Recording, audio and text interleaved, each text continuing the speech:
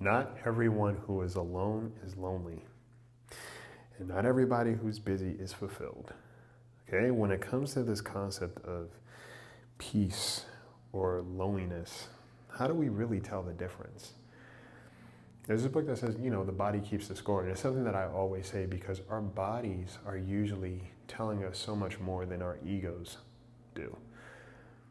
And we're so inundated with this idea of we always have to be busy to be perceived as important, or we want to give ourselves a certain level of self-importance. So we keep ourselves busy. We procrastinate from actually doing this stuff, or we isolate from having to do anything. One of the things that has become popular that I am so against is this individualism concept of, well, I isolate myself to do better, or I isolate myself to go through things, to work through things. And in my opinion, I'll use my opinion, there's a difference between isolation and solitude, and most people don't realize it. When you are isolating, that means you are cutting yourself off and other people from all resources, from community, okay? Isolation feels a little bit numb, okay? Isolation feels like a punishment.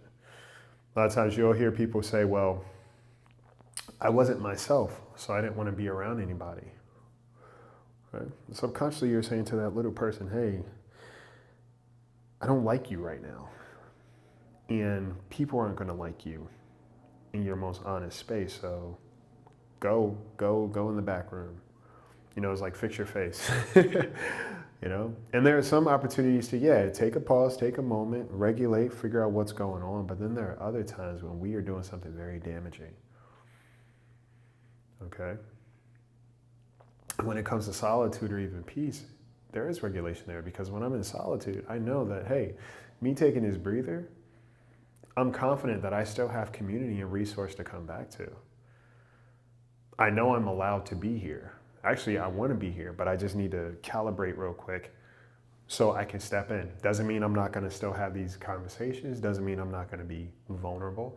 Doesn't mean I'm going to pretend that everything is okay. No, I'm going to still be me in these actual spaces. But this moment I'm taking is just for me to collect myself. Okay? There's a big difference between isolation and solitude. And there's a big difference between loneliness and peace. If a person feels like in order for them to be okay, I have to do it myself, and no one else is going to help me, I don't want anybody else's help, subconsciously they have understood that no one up until this point has been present. And sometimes we do a disservice to ourselves and other people. We reject ourselves for other people, but also we don't allow other people to be a contrary action or a deviation to our pattern history. Okay. Sometimes you got to allow people to have their responsibility to you in relationship with you. And sometimes you got to make yourself more responsible to the people you're in relationship with. See, a lot of people think that it's okay to just go, ghost, no contact. And then when they're ready to pop back up, yeah, I'm here now so we can play.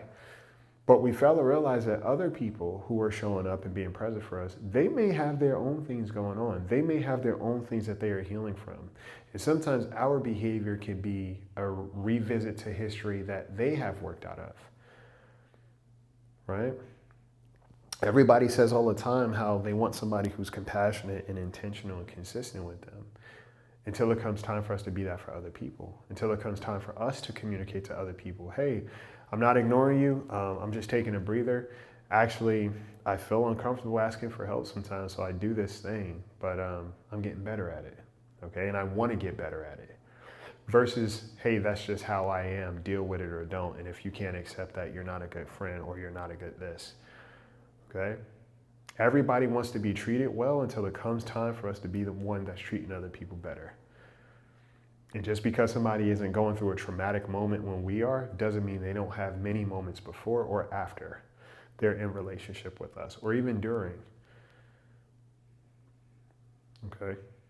And sometimes when we continue to shut people out of our life experience, not people who haven't been trying and who haven't been present, but people who are actually willing to be there, we reinforce this self-fulfilling prophecy that nobody's there. Well, yeah, if you continue to treat people a certain way, why are they obligated to show up? Because you're not showing up for them, right? When we think about reciprocity, we always think it's about giving, right? It's about an exchange in services, and that's not what reciprocity is. Sometimes it's mutual respect. Hey, I know how I feel when people shut me out, so I can only imagine how it feels to be on the receptive end of it. I could be better about that. I apologize. Moving forward, I'll communicate, hey, I'm just going through this low spell. Give me a day, okay? Yeah, I'll take a day and we can come back to it. Or, hey, I'm not even ready to talk about this right now. I haven't even processed it, but I still want to be present, okay? Or, hey, sometimes I don't feel like I have space to be myself.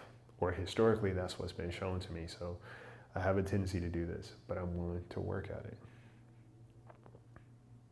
See, it's very easy for us to go out into the world and say, yeah, nobody ever shows up for me. But then when it comes time for us to show up for people and showing up in the ways of saying, hey, I acknowledge that you've been present for me. And I want to make sure I'm being present for you in the best of my ability. I may not have the bandwidth right now, but I still respect this relationship. And I still recognize I owe you a certain level of care too, even if it doesn't look the same. Consideration is a form of communication.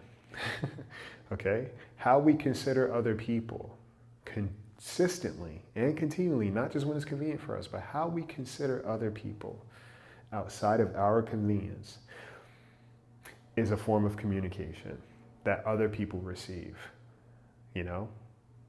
There are too many people going around saying, well, I don't owe anybody anything. Unless you live on an island and the only people you're engaging with and talking to, or the only things is a volleyball and a tree or a coconut, then you do have responsibility for people you are in relationship with and the same people you expect to take care of you. Because we all have expectations about the company we keep. I don't care who says otherwise. When we are in solitude, that means that we are still supporting the community that we exist in and that we desire support from. But when we are in isolation, we are punishing ourselves. We are also punishing other people. And if you feel like you always have to isolate when you go through things, I want you to ask yourself why. And how has that lent itself to having healthier relationships with other people? With being able to trust other people, with other people being able to trust you.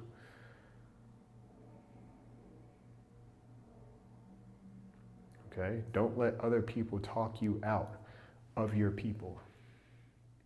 And recognize when you are in community, you are responsible for being people for others. That's just what it is, okay? So I want you to take a look at your patterns and how you cope with things and how you function.